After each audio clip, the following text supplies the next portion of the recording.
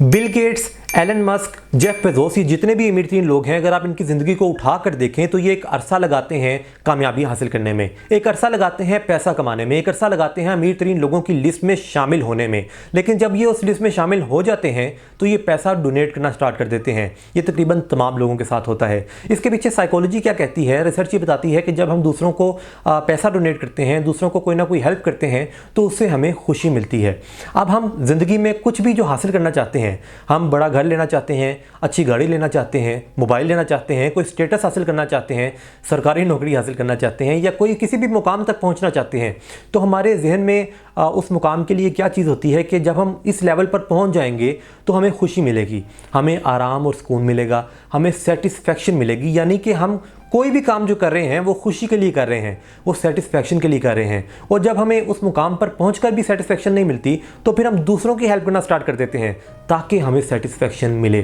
तो ज़रूरी नहीं है कि हम बिल गेट्स बनने का ही इंतज़ार करें। हम ये सोचें कि तब तक मैं किसी की हेल्प नहीं करूँगा जब तक मेरे पास बहुत ज़्यादा पैसा आ ना जाए, या मैं अभी तो अरबपति हूँ नहीं कि मैं लोगों को डोनेट करूँ, अभी तो मैं करोड़पति हूँ नहीं कि मैं किसी सैलाब से मुतासरा शख्स की मदद करूँ।